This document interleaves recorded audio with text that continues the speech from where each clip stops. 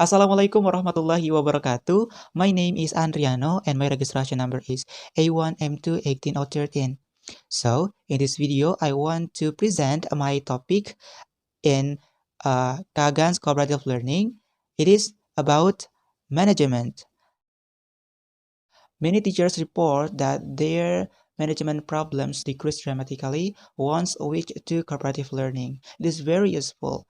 If you look back in traditional classroom, students are be passive and be isolated. So if you use cooperative learning, students should be active and interact also move. So it's very useful to make your students develop their ability and be better after lesson process. So the cooperative management style consists of many things that you can use in management way in cooperative learning. So the first one is teacher's role. Teacher's role consists of many things, many parts that you can see as you can see in this video. And let's move to the first one. Okay, the first one is authentically assessing understanding. So, lack comprehension can create management problems.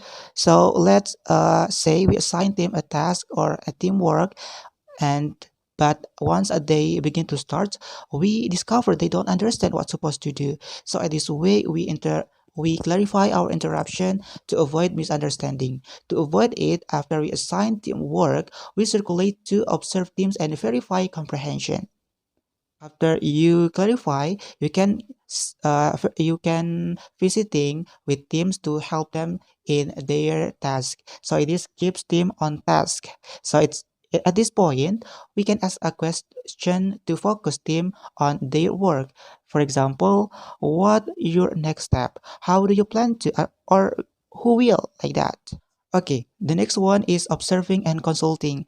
Ideally, we do not interrupt or interfere with the work of the students, but it's, at the same time, we're seen as a friend and approachable rather than distant. So this attitude is captured by the teachers who finds in the students' work something interesting and comments on that, perhaps even sharing a reaction, personal reaction. Okay, the next one is evaluating lesson design. As we walk around checking on student interaction, we get insights into teamwork dynamics. So it's wonderful time, it is wonderful moment to use BIS question to check for the implementation of the principles. Next, working with individual students or teams. So at this moment, we can managing teams with positively or negative attention, such as you can see in this video, such as getting teams attention, keeping teams on task. In managing teams, you can use positive attention. It is powerful tools we have because positive attentions brings out from the class more the positive. For example, you can use positive way, such as I like the way you finish it. Thank you, team A.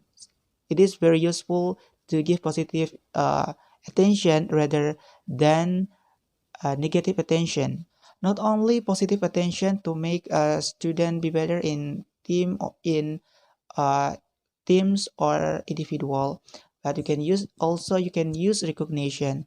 Recognition is publicly celebrating an individual, team, or a whole class success in a form other than teacher praise. So it has a lot of recognition that you can use, but in this way you can use it is effective if you give awards or give a point or class money and class news.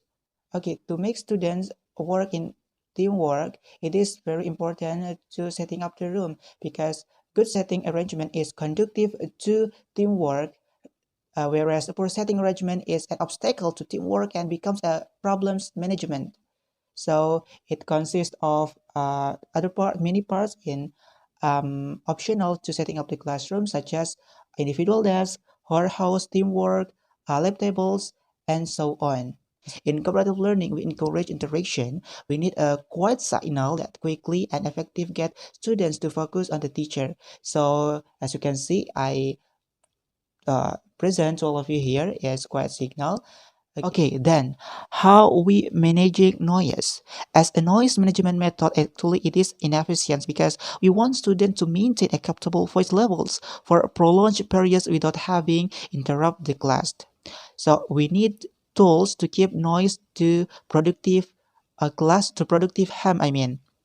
The first one you can use it is stand level training, noise reduction, original background music, stoplight card, mechanical noise monitor, and student style monitoring. When teams work on an activity or project, they will finish at different times. So we prepare a sponge activity for student or teams to turn their done. In managing materials, we can use two ways that we can use in cooperative learning. The first is team tabs and the second one is team bins. So team tabs, material storage tasks, their place in the center of the team table, and the team bins are stored in common classroom area. In cooperative learning, it take a lot of energy, so we should manage energy so students keep active and don't be tired too long in their team task. So how can we do? The first one, we can getting them up and bringing them down, as you can see in this video. There are management style that you can use to how to handle time, how to handle energy, to deal with the problems, and so on. And for the closing statement, I want to tell to all of you it is management is not the end. We use management techniques to set the proper environment for learning. I think that's all for me. Thank you very much for your attention. Thank you very much for watching. I hope you can understand better to use how to use management, how to understanding management cooperative learning. So if you have a question, feel free to ask me in comments below and I can answer your question. Thank you. Wassalamualaikum warahmatullahi wabarakatuh.